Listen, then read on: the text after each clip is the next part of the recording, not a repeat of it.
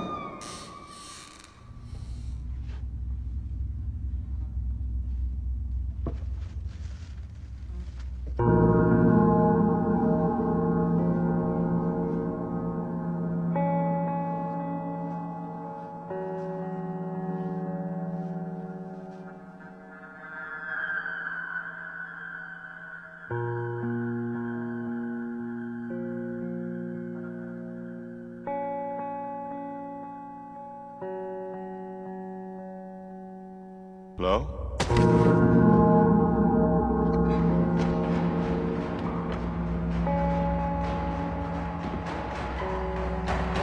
Hello?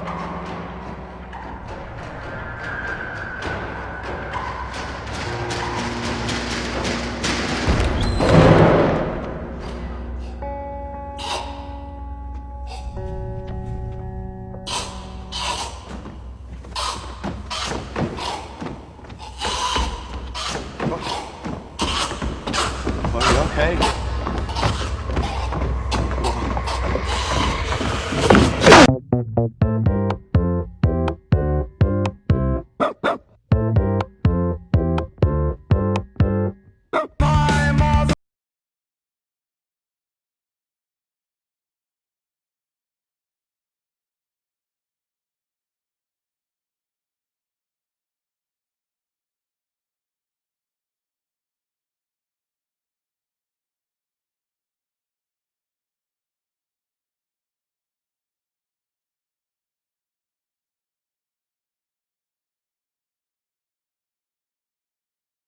Cameron blinked as she came back out of the pass office and into the sunshine, and at first she couldn't spot Adam. Then he popped up from somewhere and kissed her on the cheek. She was pleased. "I've got them," she said, and handed them over. "You're wonderful," said Adam. "Where are the men?" she asked. Her eye blanked the ambient. "Where are the white women, Adam?" "Oh, they'll be along in a moment, but I'm worried that they won't have anywhere to sit down. Do you think you could possibly do me a huge favour and take these?" He produced 4 letra-setted signs saying "reserved" and put them on the chairs at Westminster Hall. They should be pretty close to the north door. She turned to go, but some instinct made her look back at him. "Where are the people?" "Oh, they are around." Cameron departed. So that was it. No questioning whatsoever. Yeah, no, well, she's got a lady brain. Yeah, exactly. She's all loved up. Yeah. She's got a loved up lady brain. Cameron departed out via the embankment and Portcullis House. Adam was in some way fobbing her off. It was not a feeling she liked, and she had an idea. She stopped on the steps of Portcullis House. She waited a beat, then doubled back. As she looked round the corner into the car park, this is what she saw. Adam Swallow walked quickly over to the ambulance and tapped on the window. After a bit, a wiry fellow emerged, took the passes and disappeared back into the cabin, shutting the door, at which point Adam turned on his heel and left, as if to go to Westminster Hall via the ground floor of Normanshire South. Cameron made an involuntary noise, and then beat it round the corner like a rabbit. All her sense of panic and suspicion came flooding back, and with an effort she controlled it. She had to believe in Adam. For God's sake, didn't she want someone unpredictable who finally took charge? Wasn't that the whole point? Fuck you, Al.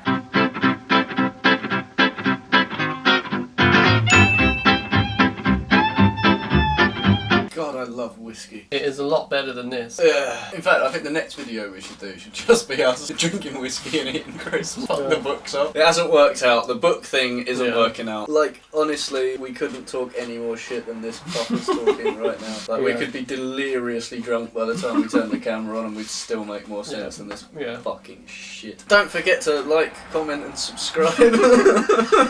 Oh yeah, I forgot about that. Yeah. Don't forget to waste every precious minute of your life watching this garbage. And if that's not enough, give us your fucking money. Yeah, feel free to give us money for this shit. Sellotape a pound coin to a postcard. Send it through the post. We'd have COVID within a week. No, it's alright, we wouldn't get COVID because no one would fucking send it. In those long, wretched months of going to plays with dorks, the plays she called Les Liaisons Miserables. Oh, that is so funny. You go, girl! She had done some pop psychology on herself. Obviously, she needed an alpha male. Oh, fuck me. This just gets worse. She needed an authority figure to supplant her father, but she had concluded, with the prosaic exactitude of a feature in Honey or Bella, that she needed someone who was both the same as and opposite to her father. She needed an alpha gamma male. Alpha gammon. Alpha gammon. And Professor Adam Swallow surely fitted the bill. He had a bust of Dante. He read a philosopher called Adorno. Like, I love it. She's like this political scientist and she doesn't know who Adorno is. But she needs a new dad to be an alpha, to look after her and tell her what to do, to boss her around a bit. Women love pretentious assholes who keep them in the dark and unwittingly lure them into Islamic terrorist plots. He went travelling to unexpected places, and in an elegant hand he recorded his thoughts, together with little doodles on the pages of leather-bound notebooks. He was furious about the treatment of the Palestinians, and resented America for her crass attempt to reconfigure with bombs and dollars the Muslim mentality, and to impose democracy on societies that neither wanted nor understood the concept. Ooh. Shall we? Yeah. A man who prorogued Parliament, by the way, illegally. Yeah. What a fucking cunt. What a fucking cunt. Her father would have been scandalised by these attitudes, but maybe for Cameron that was part of the attraction. Henry Hank or Buster McLean. What? Hank or Buster? Hank Buster McLean. They called him the Hank Buster. Henry Hank Buster McLean was an alpha male, so alpha that he would have been awarded a congratulatory first by the examiners in advanced virility. Classic humour. He commanded the Seymour Johnson US Air Force based in North Carolina, and he believed firmly in the American Imperium. He loathed the Democrats, and he loathed the media. In particular, their grotesque misreporting of the Tet Offensive, which led to America's unnecessary withdrawal from Vietnam. What? And which he identified with current accounts of Iraq. I don't know if that's supposed to be good or bad. I'm hedging my bets and just ignoring it. I don't want to go anywhere near that.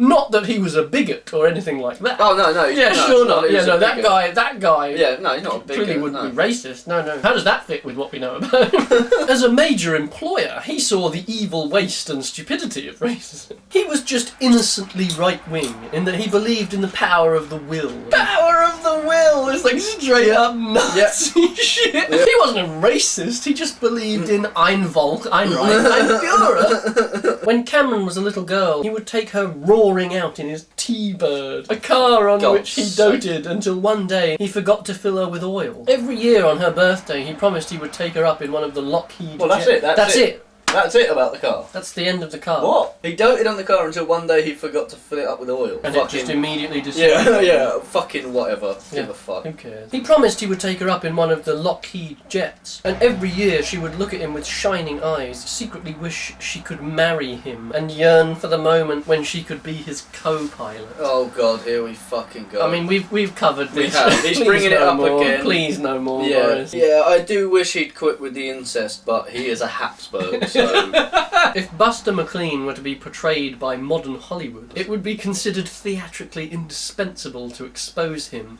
in the final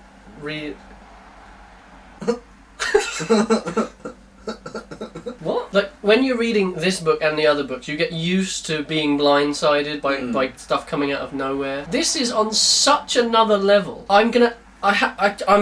I don't know what has just happened to me. If Buster McLean were to be portrayed by modern Hollywood, it would be considered theatrically indispensable to expose him in the final reel as a cross-dresser, a bra fetishist, an alcoholic, or an abuser of animals. What? He was none of these things. He simply had the right stuff exploding hormonally from every orifice. What? Excuse me?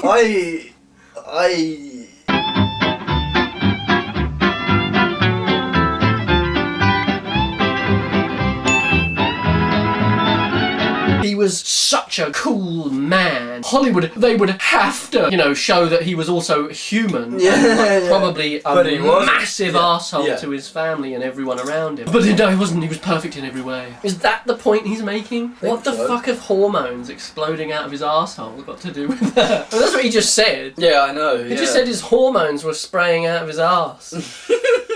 It just carries on like this. God almighty. In fact, his machismo was so intense. Oh my God. That he was sometimes considered a danger to himself. And the exorbitantly expensive technology he was paid to fly. And I love the idea. In fact, his machismo was so intense he was sometimes considered a danger to himself. And exorbitantly expensive technology had to be employed just to contain him. What the fuck are you talking What is about? happening? I hate this. I hate this. I mean, fingers crossed we're about to read that he exploded. Yeah. He exploded in a shower of machismo. Spraying his young Not in a daughter. crash, he just, there was so much machismo built up that it just... Nobody blamed Buster when his right-hand jet engine inhaled a turkey buzzard and forced him to eject at 5,000 feet. Nobody thought any less of him when he was involved in a near miss with a Japanese Airlines 747 approaching Baltimore Airport, forcing the commercial pilot to take such violent evasive action that upon landing a Matsushita executive was discovered in an overhead locker. But when he contrived... No one thought any less of him. No. I think less of him for that, and I thought fuck all of him to start with. But when he contrived to eject both his co-pilot and himself without a cloud in the sky, leaving $60 million worth of taxpayer-funded fighter bomber to fly on alone for almost 600 miles until it crashed into a convenience store in Nevada, it was decided there was only one thing to be done with Buster McLean. Shot on the spot. He was promoted to a position of real responsibility. By the time Cameron was 21 and legally allowed to sit in an F-15E Strike Eagle, there was nothing and no one who could stop her father from taking her aloft. She remembered the day in delicious lingering detail. Oh God. She remembered the fire engines and the ambulances nosing surreptitiously onto the tarmac. Buster's reputation as a prangmeister was still green. She remembered the pride in her father's voice as he said, "Hang on, babe," and took off vertically. Not in the plane. Just shot straight up into the sky. Shooting up into the bright blue American sky like a firework. Just explodes midair. Oh God, please die. Like, honestly, please die. There was the awful pressure on her groin and legs from the G-suit. And then there was the joy. The ethereal, unrepeatable joy of being allowed by her father to co-pilot the plane. It was like a dream of death. Or I fucking hope this is. Face first into a convenience store in Nevada. You again! It was like a dream of death, or the animal exhilaration of some huge marine bird as it falls like a stone on some fish below. And so they might indeed have ganneted into the deep had Buster not said to his daughter, "Okay, babe, I'll take back the plane now." And they flew back in contented silence as the afternoon sun gave its dying benediction on rural America. The little red barns, the cylindrical grain silos, the churches and the schoolhouses. Yeah, stereotypes, you know. You've seen the film. Yeah. Whatever man Cameron settled on, that was the intensity of experience he would have to replicate. Which was why she was so stunned by Adam. Now, she was making faster time than her new boyfriend, as they both marched towards Westminster Hall. "You don't mind if I use the phone," said Colonel Blewett to Deputy Assistant Commissioner Purnell. Purnell indicated again, Who? Is that the same Purnell? Oh, it can't be. Can't be the same can Purnell. it? There's got to be two Purnells. Yeah. There. Well, there's Purnell, there's Deputy Assistant Commissioner Purnell, and then there's Deputy Assistant Commissioner Stephen Purnell. There's actually three Purnell. I'm Jez gonna tell Ricasoli about this here ambulance, said the Colonel. Ricasoli? said Purnell. Captain Ricasoli. Up there in the Black Hawk. Purnell looked at Grover, and Grover looked wordlessly back. I mean, all looks are wordless, aren't they? I mean, come on. He stared loudly at the man. Oh, fuck off. Oh, alright, I suppose. I mean, we're getting towards the halfway mark, to be fair. Yeah. Chapter 25, 09:38 hours. Whoa, Joe, don't get too excited. Calm down. In the police booth that governs the entrance to Norman Shaw North car park, they were having an argument about multicultural Britain. I can't wait to hear Boris' view on this. Yeah. Oh, fuck, here we go.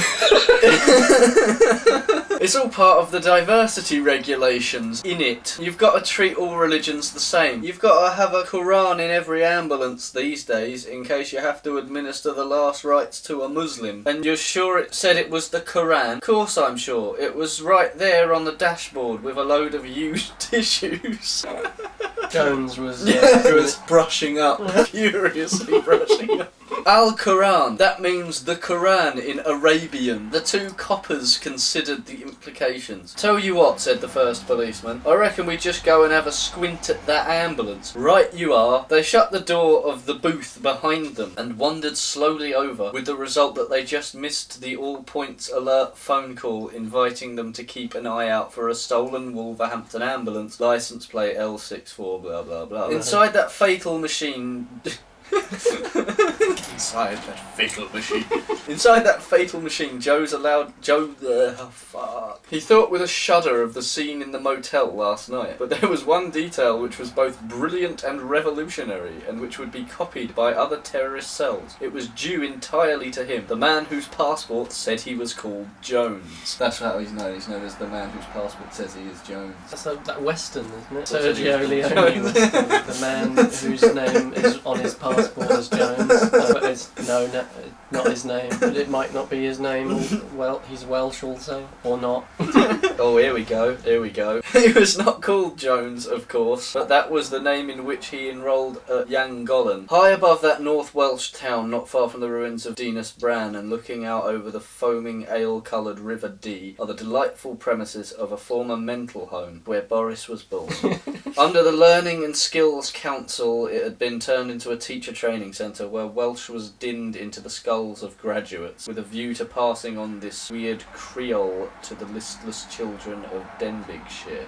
Did he just call Welsh a listless Creole? Oh no, the children were listless. The weird Creole is what he called it. Finally, in the great Stalinist push to expand the numbers in tertiary education, the place was rebaptised Llangollen University. Classic Stalinist move. Yeah. Founding a university. That's what he was famous for. Yeah. Here Jones had arrived 2 years ago and spurned the useless courses that occupied most of the students. He did not do media studies or gender awareness in film. He did that proper old-fashioned 21st century British university course. He majored in hairdressing and was known to his sniggering fellow students as Jones the Hair. But his main interest seemed to be in the thick, sweet, colourless, odourless liquid which is applied to hair in pomades and unguents. It is called glycerin. Oh God, he's literally giving the chemical... I'm not reading that out. It's called glycerin, and when treated with nitric acid, HNO3, and sulfuric acid, whatever, it produces something very remarkable. Will it kill us and we don't have to read it? If we've got any at hand, we should knock it together. One night there was a noise from Jones's room. Some drunken media studies louts had been out at the Wild Pheasant, and they burst into the toe jam and cigarette-infested quarters of Jones the Hare. He was lying stunned and blackened on the floor and was known ever after as Jones the Bomb. I hate this. This is atrocious. This is... I hate reading this. I'm hating this. This is... I hate my life right now. Yeah, this is pretty bad. At least this can all get fucking cut. This is long gone. Fuck this shit. At this point, traditionally, the suicide bomber's head would fly off as though drop-kicked by Johnny Wilkinson. When in a confined space, the ball bearings in the jacket would cause carnage and havoc. That was the idea. Fuck off, Boris, you're a shit cunt. I hate you. Just fuck off with your writing. It's bollocks, Boris. You're shit at it. It's mind-numbing. It's genuinely mind-numbing. Oh, hang on. Persistent dry hacking cough. You had it here first, folks.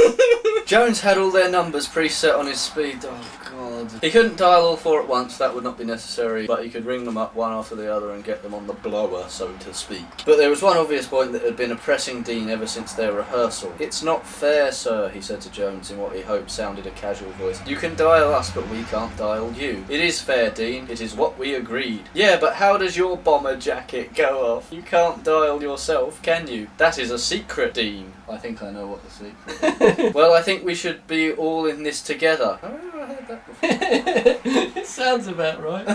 So you can detonate mine. Yeah, right, yeah. Detonate That's yours, what Tories mean by we're all in it together. Is I can blow you up, Yeah. but you can't blow me up. Nervous terror now propelled Dean's tongue. "What's the difference? It's the Four Musketeers, innit?" After this heretical speech, Dean opened the back door without permission and started to move the kit outside. This was mad, thought Jones, and began seriously contemplating aborting the operation. Same. Chapter 26, 0940 hours. It could be nothing, Roger told himself, but the first thing to do was to find Cameron, and the most likely place was his office. And strike me pink, he thought, as he looked down from the passerelle to the left. There was that flipping ambulance again. It had to be the same one. A darkish kid got out, holding some TV equipment and gesticulating. Then he saw two Arabs hustle the dark young man into the back and close the door behind them. "Christ on a bike!" muttered Barlow. "Bloody hell, Tiggy, look at that!" Both men turned to look as the back door slowly opened again, as unobtrusive and sinister as the nocturnal opening of that hatch thousands of years ago in the underside of the Greek offering. A dark head poked out like a tortoise, then slowly withdrew. The door shut behind it. "Looks like an ambulance to me," said Ziggy Roberts. "Let's bloody hope so," said Barlow, and double-timed across in search of Cameron. "What's the matter with... Oh, no." "What's the matter with Yow?" demanded Dean in the back of the ambulance. He struggled briefly in the grip of the two zealots as they waited for their leader to apply discipline. Haroun and Habib had worked before with young Dean, and Jones knew their views well. Haroun and Habib belonged to the Ummah, the diaspora of aggrieved Islamic youth. They whipped themselves up with sentimental music and sat in their bedsits, smoking, swearing, nostrils flaring as they saw the slow-motion balletic footage of little kids, how expertly coached by their parents, provoking Israeli tanks to respond with shells to their stones. If a child can provoke you to fire a tank at them, then you don't need to be provoked, do you? We have a one-for-one repeat of Ben Shapiro's True Allegiance. So when black kids get shot by police officers, they've actually been coached by black gangsters to getting themselves killed. And when Israeli soldiers murder Palestinian children, it's because they've been coached. Because Palestinian children have been coached to get themselves killed by those poor Israeli soldiers, the real victims.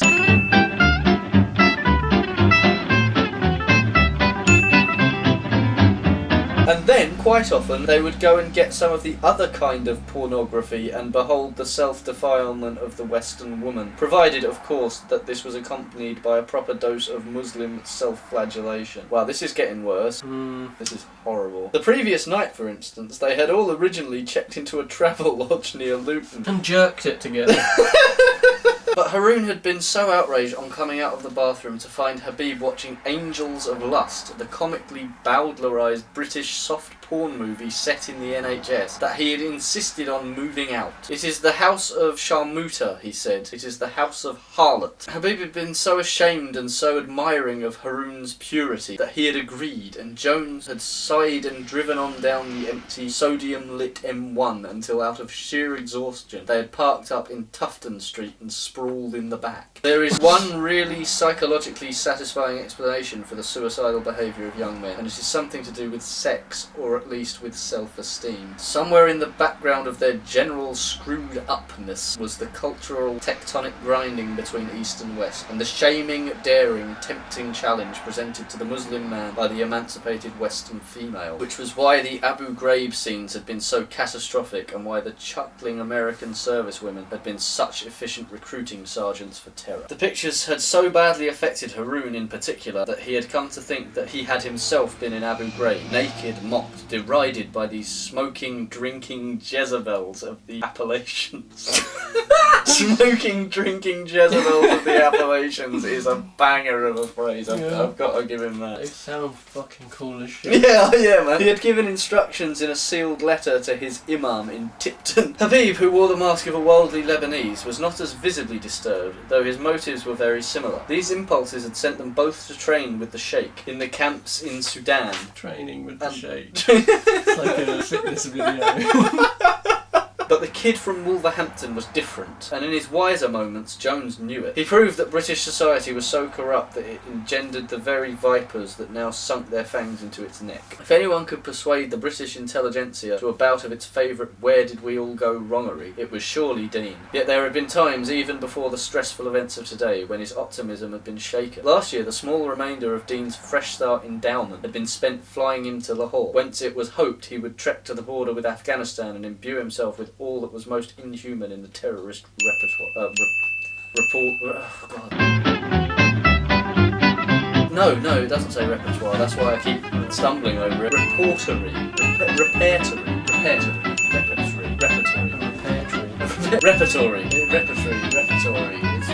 It means repertoire. I know it does. Trek to the border with Afghanistan and imbue himself with all that was most inhuman in the terrorist repertoire. Last year, the small remainder of Dean's Fresh Start endowment had been spent flying him to Lahore, whence it was hoped he would trek to the border with Afghanistan and imbue himself with all that was most inhuman in the terrorist repertoire. It is hard to say which, Dean or the Wolf twins, had the lesser affection for their partnership. A bad time was had by all. Haroun and Habib thought first to toughen him up. It was at Chaikana in the Panjshir Valley that they came across their target. They were sitting at breakfast, and then 6-foot, curly-haired Jamie Davenport emerged and embraced the whitewashed breakfast room with his radiant smile. At the age of 23, Davenport had dazzled London with his tale of escape from a shotgun marriage in the Khyber Pass, entitled A Quick Poke in the Hindu Bush. Fuck's sake. Now he was back on the ancient literary trail in search of the usual farrago of wily pathans and almond-eyed beauties with lotus stud noses and peach-like bottoms, and truculent Jezile-wielding tribesmen who move in the space of 5 pages from desiring to cut your throat to desiring you to marry their sisters. It's a bit robust. Getting a bit on the robust side. Yeah. I mean, we're now just, it's now this fucking travel writer, dude. Yeah. Now we're we're already in. Like, we're in a flashback. And Jones's flashback of Dean. Of Dean's flashback. Yeah. Now we're focusing in on a flashback character and flashing back to within 2 flashbacks, basically. It's like Inception. It's like a really shit, perverse, bigoted Inception. Yeah, it's astonishingly stupid.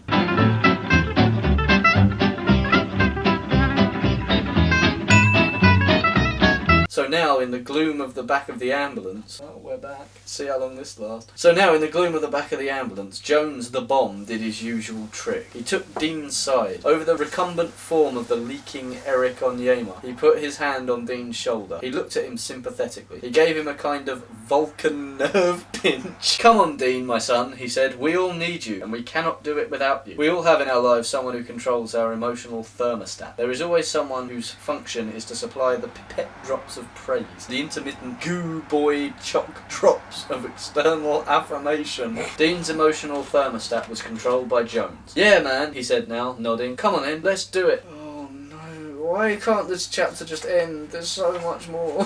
This is doing my head in. It's great. So you just get these moments of synchronicity. Yeah, It's you really just do. Perfect. This is doing my head in, said Deputy Assistant Commissioner Purnell. That sucker must have turned off somewhere, said Blewett. He twizzled the map around to face him, spreading his hairy palm across it and put his hairy palm? You don't have hair on your palms, man. Like, what? Commissioner Purnell, said Blewett. That's Deputy Assistant Commissioner Purnell. There's a fourth Purnell now. He's just come in, they're quadrupling. We're running out of time here. We've got 20 minutes before the speech begins, and I really don't want to interrupt the President during his speech. I know, said Purnell, but I'm the one who wants to pull the plug on it all now. Hey man, said Blewett, suddenly jovial and pulling out a cigar. We'll find it. He clapped Purnell on the shoulder. In the car park of Norman Shore North, the two policemen drifted closer to the mysterious vehicle. What the fuck just happened? Like a minute ago, he's like, we're running out of time here, it's about, oh my god. And then he says, oh, I'm the one who wants to pull the plug on it all now. And then as a response to that, he goes, hey man, and pulls out a cigar. It's like, what? And claps him on the back. Those kooky Americans. What are they like? Cameron heard the ambulances and the police cars, but thought nothing of them. To anyone who lived in London, a yowling police car... Was it we and Wolverhampton? Yeah. To anyone who lived in London, a yowling police car was as banal as a bus. Perhaps her eyes were sensitised to beauty, but the capital did seem lovely today. The pattern of the sun on the river, like molten chicken wire. Yeah, that's beautiful. What a beautiful image. Molten chicken wire. There were Boadicea and her daughters, arms flung back in brazen-breasted defiance, shortly before they were crucified and flayed by the imperial power. Adam would know the history. He would have some mordant point to make. That was what she liked about him. Ever since she had been in high school, Cameron had a deep and sexist reverence for men who really knew stuff. It amazed her sometimes how little appearances mattered. He could be bald, he could be spindly or sweaty or tubby, but if that man's disquisition had enough interest, fluency and authority, it would speak directly to her groin. Fucking Jesus Christ. Please stop doing this, Boris. Such had been her wine-flown feelings yesterday in the Augenblick restaurant, Brussels. There had been 4 of them, she, Adam, and some kind of rumpled, tobacco-wreathed Englishman who gave instruction in medieval something at a seminary in Rome, and his wife, who looked like the kind of woman who owns 15 cats. The waiter finally removed the big glass bowl of chocolate mousse, licked out in a hardcore performance by the Don's wife. That's a sentence for the fucking age, isn't it? It was good enough, it was funny enough to just have a gigantic bowl of mousse on the table that someone just comes and removes. It's like David Lynch. And as they pompously swirled their calvados and tapped off fat turds of cigar ash, Adam Swallow and the Dirty Don started to rap about Britain and America. This is just pornographic now. This is disgusting. Yeah, this is getting worse by the fucking word. The more they talked, the more keenly she desired to sit in Adam's lap. Oh, fuck me. Okay, I'm just going to try and get through this. Yeah.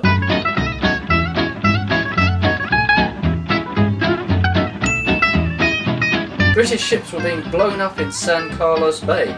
British troops were being fired alive in the Sheffield and the Sir Galahad and the Atlantic Conveyor. And what the hell were the Americans doing? They sent General Al Haig down to Peru to cook up some nauseating plan for shared sovereignty. The Peruvian Peace Plan, shouted the Don. I spit on the memory of the Peruvian Peace Plan. Is this how they talk? Is this how Boris and his cunt friends all fucking talk when they sit around fucking wanking each other off? Yes. Oh, for fuck's sake, I hate this. And people have forgotten Jean Kirkpatrick, said Adam, and his voice, though not drunk, was also full of excitement. No, never Jean Kirkpatrick. You can never forget Jean Kirkpatrick. And the Don and his wife laughed in the Brussels restaurant, weeping and guffawing like some masterpiece of Flemish tavern merriment painted by Jan Steen. Boris, masturbate on your own time. Cameron walked fast, but the MPs were now overtaking her in their haste to claim their seats. Right, so apparently we're briefly back to the story. Yeah. Oh god. She saw Ziggy Roberts zipping along ahead of her. Zipping Ziggy Roberts. And his zizzling Somerset pars of his subligance. Nailed it. In one of the cafes in the Portcullis House concourse, a large group of researchers and gophers was watching a live TV feed. "Oh my god," shouted one excitable young man as Sir Perry Granger headed over the Staffordshire pottery tribute of both Houses of Parliament to the most powerful man in the world. "What's he supposed to do with that?" Eat shit out of it. This is fucking awful, isn't it? Yeah. This actually makes even True Allegiance look like a book, sort of. Sometimes. Okay, what I'll say is that True Allegiance is occasionally not quite as bad as this. Well, that is high praise indeed. That should be on the cover. Yeah, Ben, remember, if you've got a sequel coming, you can always come to us for a quote. Not quite as bad as some other old shit. Sometimes. Occasionally not quite as bad. Raimondo squeezed his way through to the west of the square, the girl following. "What's the story?" he asked a policeman. "No idea," said the copper, with a tight-lipped knacker of the yard expression. Another policeman said, "Looks like they found a lot of blood in Tufton Street." "What did he say?" everyone asked. That's so weird, it's in quotation marks, Yeah, it's like they all everyone else. Yeah. What did he It's all say? speaking in one voice. The girl just said the cops found a body in Tufton Street. The police killed someone? Somebody said the cops killed someone in Tufton Street. A police horse killed someone in the road. A death. Someone had paid with his life. Someone had come to London SW1 this fine July morning of argent and azure and offered all he had for the cause. As so often, it took a death to give points to their campaign. What, their anti-war campaign? Like, I think there's already been quite a lot of deaths at this point. Yeah. Boris. Do you remember that war you voted for? Yeah. Have you forgotten that already? the vaporous resentment of America, the Pentagon, McDonald's, globalisation, zero tax on air fuel, the Windows spell check. As if they're all just these trivial, ridiculous Because to things. him they are, because it doesn't Yeah. affect him. It doesn't matter to him, does it? Because as he has said himself in this book, he's a fucking cunt who doesn't give a shit. God, I fucking hate him so much more than I ever realised I could. Of America, the Pentagon, McDonald's, globalisation, zero tax on air fuel, the Windows spell check suddenly achieved a crystalline form. Oh, it suddenly achieved a crystalline form. Well, after they'd already organised the Yeah, mass yeah, protest. yeah. Now it's really taken form. It's like, I think it probably already had, or they wouldn't have organised this gigantic demonstration, would they? Eyes that had been dulled with dope or hangover now gleamed fever bright. Veins began to throb as they called for the martyr to be avenged. This is now literally True Allegiance. "We've got a bit of crowd trouble in Parliament Square, sir," Grover indicated one of the monitors. "Ricasoli," said Colonel Blewett of the USSS, dialing up the Black Hawk. "What's the story?" "Can't say, sir. Looks like they're kind of mad at something. They knew not who their martyr was. They would have been interested to discover that the police had nothing to do with his injuries, but were in no way deterred. Bastards!" yelled Sandra the nanny at no one in particular. "Yeah," Raimondo said. "Arseholes." Like, this is fucking It's just unreal. ridiculous. Thanks to the fluid dynamics of the crowd, they had ended up at the bottom left-hand corner of the square. Ambassadors and other dignitaries were being dropped by car and scuttling into the porch, scalded by the blast of hate. A big blue limo of curious design drew up. Had Sandra but known it was a Renault, she might have stayed her hand. A man got out, and there was something about his ineffable air, his swept-back hair, and the wary glance he directed at the crowd. Something which left her with no choice. She pulled the egg from her sack, and before... Egg sack. Oh God. She pulled the egg from her sack, and before Raimondo could do anything about it, she flung it. As she had said, it had been laid that morning by the pride of the Knout flock, a 7-foot hen called Kimberly. The egg weighed 1.9 kilos and was 11 inches in diameter and 14 inches long. Kimberly was an ostrich.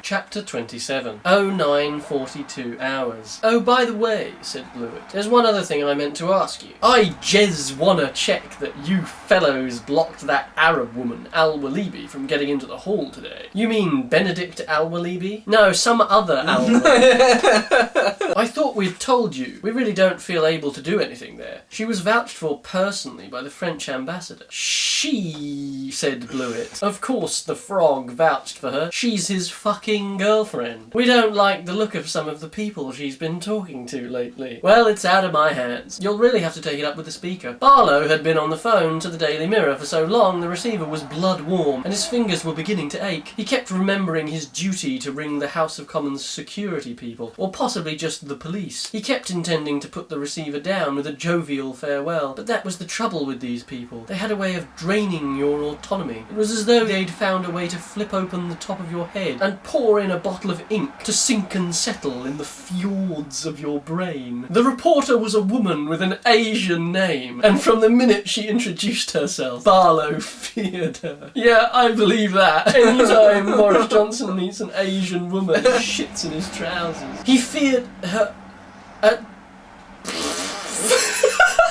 Listen to this shit! Here we go, he just admits it. He just openly admits it. He feared her as British soldiers on the northwest frontier once feared the Afghan daughters and their knives and their traditional knowledge of how to cut a live human being. This gets a bit strange. Oh, yeah? Shocking, I know. I'm really sorry, she said, after his initial evasions. But really is spelled R-E-E-L-Y, and it happens again. I can't remember what it was, but it was really in the last chapter when I was reading, and it's the same thing. I mean, I was going to say, oh, I hope he doesn't do a fucking accent for her. Is he? Perhaps. Maybe that's what it's supposed to be. I'm really sorry, she said, after his initial evasions, but I really do feel you are going to be better off talking to me, because I've been asked to do this piece, and your name's gonna be in it anyway. Barlow had asked her with a croak what the story was. Well, of course it's very embarrassing for me to talk to you like this, she said, and then recited what purported to be a recent series of events in Barlow's life. At length he said, it's all rubbish, and besides, it was ages ago. The reporter went for the crack. She went for the pipe. Yeah, she hit the pipe. The reporter went for the crack. It's either all bollocks or it happened ages ago. It can't be both. As when a stag is chased down the river, and his eyes roll, and the foam spackles his flanks, and the bracken and the alder hang in his antlers, and he drags himself to the bank, and turns to face the music of the hounds, in the knowledge that he can run no further. So Roger Barlow, MP, almost 51, and pretty washed up, decided to speak his mind. Did he not specifically say he was 52? What the fuck is this? Fuck no, Chased down like a stag in the river. He thought of this woman and all her ambition and aggression and the pointless misery she was trying to cause him. Oh, honestly, he said, why can't you go and do something useful, like jump off a cliff? As the seconds ticked away, he improvised a series of alternative careers for his tormentor. Hilarious. Where are they, anyway? Said the first policeman to the second policeman as they wandered through Norman Shaw North car park in the direction of the ambulance. Oh, fuck off. Hang about, said the first policeman. Is that the phone ringing in our booth? They stopped and listened hard. I reckon it is, and all. Hands behind back, they drifted in the opposite direction. Jason Pickle's rooftop narrative had by now become so torpid and charged with horror that Indira, a sensible girl from Balham, was starting to feel quite tense. She sat on top of the House of Parliament with a sniper rifle looking at a mob attacking the police, and she's like, oh, this story is getting a bit much. You know what a holocaust is, said Pickle. Indira listened to the ambulance sirens in the square and the unintelligible roar of the protesters. Yeah, she said, it was a kind of terrible massacre, like what Hitler did to the Jews. No, that's not a holocaust, he said. In the ancient world, a holocaust was when you sacrificed an animal, and the flames took every part of it. It was wholly burned. Holocaust, and every portion of the beast was offered to the god. The degree to which every character is identical to one another cannot be overstated at this point. Listen to this line, and I wonder what the Jewish conservatives would have to say about this. When the M16 bullets hit the fuel of the Datsun Sunny, said Jason, that was a Holocaust. Oh. Interesting comment. That Jeremy Corbyn, though, his anti-Semitism is just rampant. The left has got some serious soul-searching to do. There were 6 young Iraqi men in the car. Then there was this ball of flame. It was so big and so close that he smelt burning hair and realised it was his own eyebrows. When he came to describe the fate of the Iraqis, how they were first caramelised, then carbonised, and how their molten fat ran in rivulets down the sides of their incinerated car seats, Indira took a decision. He shot him in the head Yeah. She was going to report Jason. Someone should be told about this guy before he did any harm. The fires had scarcely died down, said Jason, when the demonstrations began. They came from all sides, men slapping their hearts and their heads. They surrounded the torched car and screamed defiance when the Americans tried to approach it. They stuck their faces as close as they could to the Robocop-like Kovac and others, and the curses spewed from their stained brown teeth and tongues that vibrated in the pink cavern of their mouths like a furious bird of prey. I say it again. This is literally just True Allegiance now. I was actually thinking of H.P. Lovecraft at that bit, but yeah. It wasn't long before Captain Koch de Gourand came from his quarters and took charge. Shots were fired in the air. The mob drifted away. Jason was left with the car and its contents, like something terrible in the oven. Oh, Jesus. Not quite. No. Let's be fair. Yeah. Not quite. No. He was left with the 6 bodies of charred Iraqi men, like bad potatoes. Oh, for God's sake. What the fuck is this, man? He wasn't listening as the Brit journalist, about 6 feet away, had a conversation with the foreign desk of his newspaper. Slowly, however, it permeated his consciousness that a story was being composed. What newspaper men call a piece, an article, was being dictated about him, and in his very presence. Yeah, okay, give me 15 minutes, said White. Tell you what, put me straight over to copy. Hello there, yes, Barry White for Mirror News. Let's call it Massacre. Are you ready? Begins. By Barry White in Baghdad. Oh my god, Oh no, it's there's not. a We haven't got to read the whole article, have we? fucking article! Oh, By Barry White in Baghdad. That's got to be his best album. Barry you White gotta love that in live Baghdad. album, yeah, live in Baghdad. The duet he did with Saddam is just, oh, I cry every time. 6 Iraqis set off for a wedding yesterday morning. They spent the day singing and dancing as they celebrated a ritual as old as humanity, and tried to forget the misery which British and American forces have brought to their country. And they were still singing when they came up to an American checkpoint at 5 p.m. local time. They were told to stop. They were ordered to get out of their car in a language they did not understand. They were screamed at by men who have no right under international law to be in their country. They continued to drive, waving and cheering. When I saw the first 9mm parabellum round pass through the windscreen and I saw the cloud of blood in the cabin, I shrieked at the Americans to stop. I was ignored. This is Irony like a of- Boris Johnson article. Yeah, exactly. Like, the irony of this, the fact that he's literally describing a journalist in the mould he used to behave as a journalist, just literally making shit up. And yet there were long-term embedded war journalists in Iraq and Afghanistan who wrote incredibly important pieces on what it was actually like to be there. And he's portraying them as just making shit up. Yep.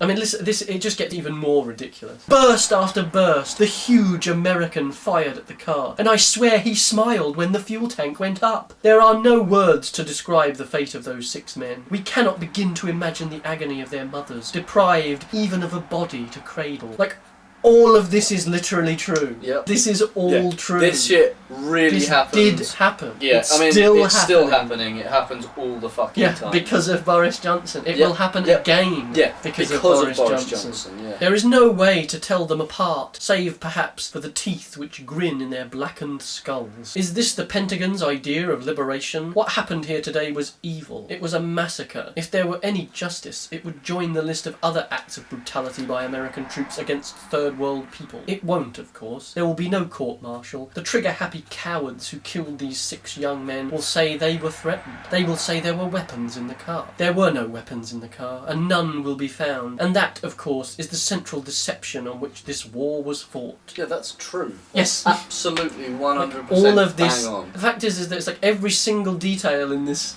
fake story is it's true real. a million times exactly, over. yeah. Again, it's exactly what Ben Shapiro did, where anyone that makes actual valid criticisms of his ideology must be secretly a nasty bastard in some way, and that somehow discredits the actual point that they make. This book has literally just become True Allegiance at this point. It really has, hasn't it? Like, it really has. Like, it started off as just like this pervert's rambling, and now it's become a pervert's rambling and True Allegiance. Yeah, exactly. Jason looked up and down the street. A man on a donkey was approaching. Better Boy. shoot him. Yeah, as he got a fucking... Mobile phone. Yeah. Fucking just the whole scene, the True Allegiance donkey scene just plays out, but from a different perspective, and it's just never mentioned again. He saw Kovac draw near, and the mere thought of talking to Kovac was enough. He turned his carbine round and would have added to the US fatality rate, but Kovac was quick and knocked his arm down, and the bullet wanged aside. This is literally the most comically flattering version of a massacre I've seen since True Allegiance. The bullet wanged aside, not harmlessly, however. For the first time in his narrative, Pickle began to blub. The donkey stopped it, he said. The donkey took the carbine round in his grizzled little donkey chest. Your face!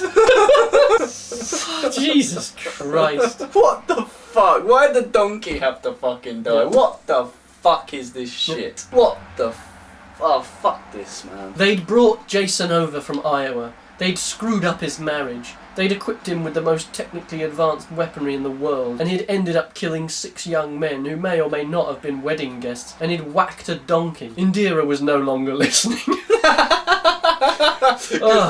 Finally a sympathetic character. She sidled away along the duckboards. Her orders were very clear. If you were in the slightest doubt about the mental state of anyone, it was your duty to get help. Adam Swallow at last found his way through the corridors in Norman Shore South, and could see his way out to New Palace Yard. It occurred to him that the route would present a considerable challenge to the Arab torture victim and his companions. Should he go back? He decided against. No doubt Benedict had thought it through. Chapter 28, 09:44 hours. Cameron was feeling irritated. Why the hell had Adam given her these silly forged tickets? Where was she supposed to put them? At length she found a seat 20 feet away from the dais, snaffled a reserved card and sat down. Excusez-moi, madame, said a voice immediately. No. I believe I am here, but I think we have met before. Hercule Poirot. Yes, the man whose passport says his name is Jones. My suspicion was aroused almost immediately. But there was one thing that you did not count on. Hercule Poirot. Yves Charpentier, he said. Cameron stood up. She saw a figure of Gallic nattiness, with the little red thread of the Légion d'honneur, and a sense of disorder about his coiffure. Fucking what? I am the French ambassador, he explained. I believe we met in the company of the good Dr. Swallow. The good Dr. Swallow is just fucking filthy. It took Cameron a second or two to remember, but a man does not rise to the top of the French diplomatic service without possessing the nimblest grasp of situation. In a trice, M. Charpentier had rearranged the placement in Westminster Hall, finding a place not only for Cameron, but for a beautiful dark-skinned woman, who appeared to be his girlfriend, and 2 friendly Arabs in jalebas. I will say, right now, it's getting better. Yeah, that is true, It's still horrible, but it's getting better. Yeah, it is. But it's going to do a flashback any fucking second, and it's going to be like the French ambassador's girlfriend as a fucking 6-year-old or something. And here, he said, sweeping up the place cards like a professional palmist, is the space for the good swallow. No, he's just the good swallow. He's a bloody good swallow. I'll give him that. Space for the good swallow and his friends. Cameron found herself sitting behind this comforting fellow, who kept up a lively chatter over his shoulder. But how could he forget me to... Sorry, there's just utter confusion in this scene at this point. Right, I'll read it and we'll try and figure it out together.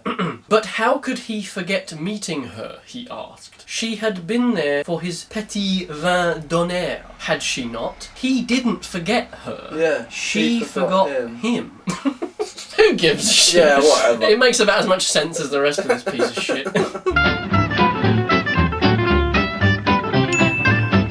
As she spoke, Cameron observed that his coat appeared to have been freshly sponged, and that there was some yellow gunk adhering to his hair. Ah yes, said His Excellency. I was attacked. That is to say, I was ambushed by the cretins outside. Fortunately, they did not hit me directly. That honour belonged unambiguously to my Dutch colleague, Mr. Cornelius. What did they hit you with? I cannot say. That is a question currently under investigation by the police, but I have my suspicions. It was a large white object containing a great quantity of albuminous matter. Again, this is a Frenchman speaking in the second language. If I were forced to express an opinion, I should say it was an egg. It is so sad, of course, said the ambassador, smiling at her. They do not understand how many of us there are inside the hall who sympathise with the objectives of those outside. M. Charpentier's girlfriend smiled. The two Arabs smiled. Oh, God. How true, said Cameron. She shifted in her chair and looked up at the stained glass of the north end.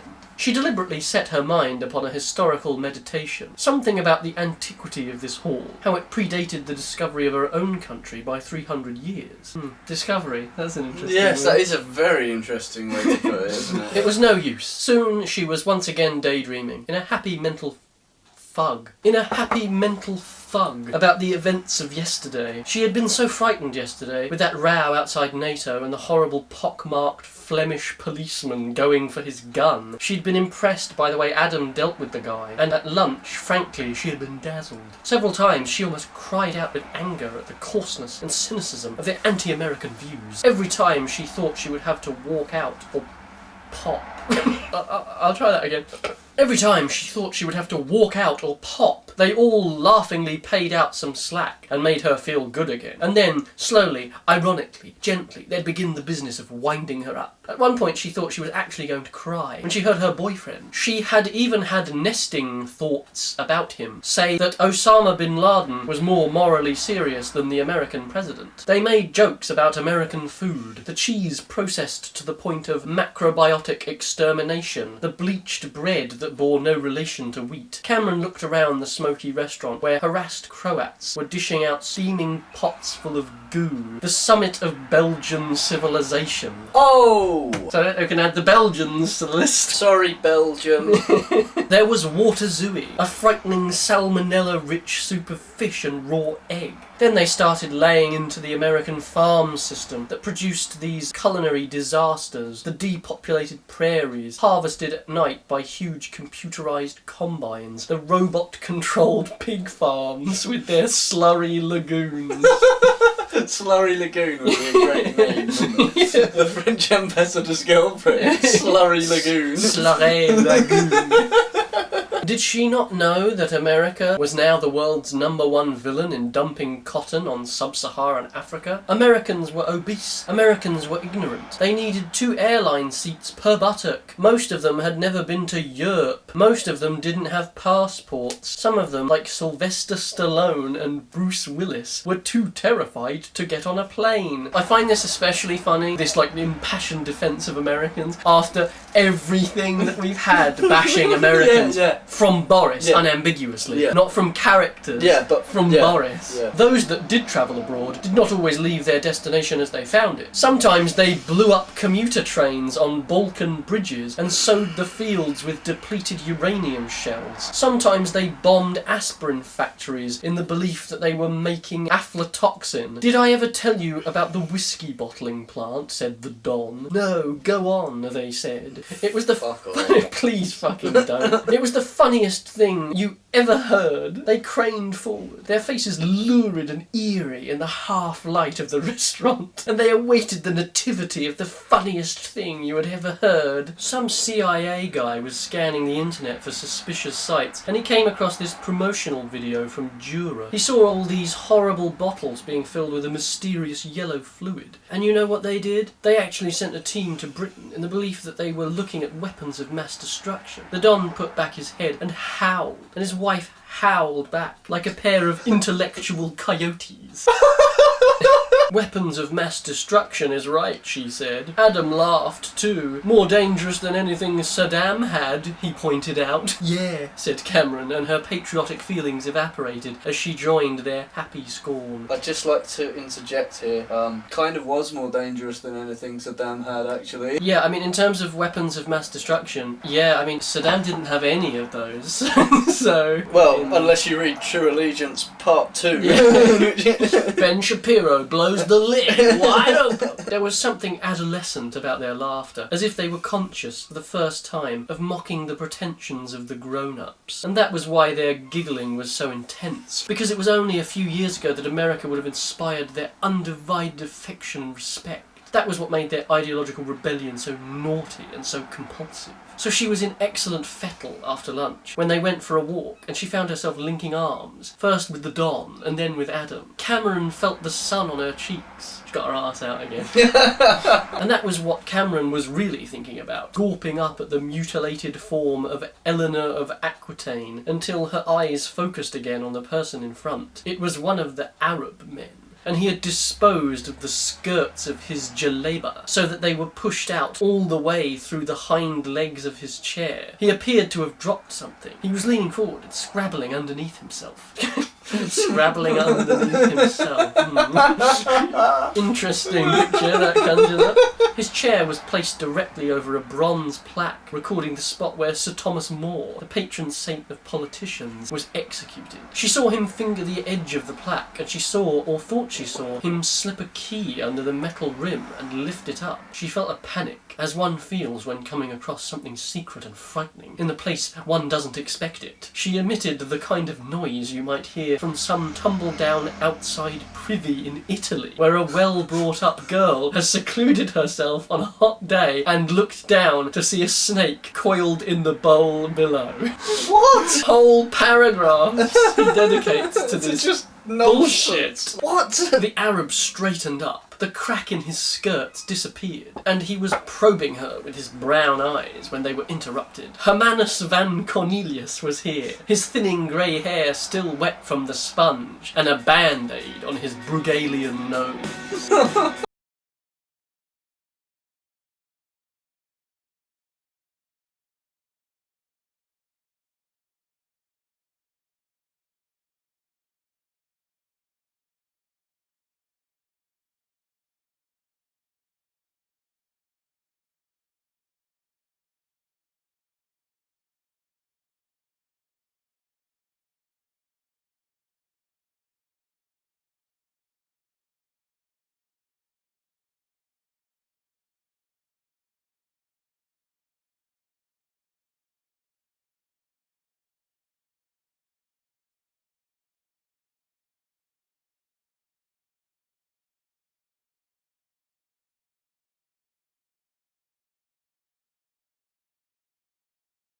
Needed an authority figure.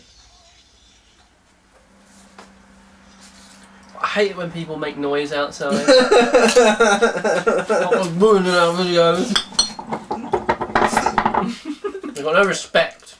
And what are you doing outside? It's a fucking lockdown. Stupid cunt. You should be indoors on YouTube, subscribing to Blind Drunk. Follow us on Facebook. Follow us.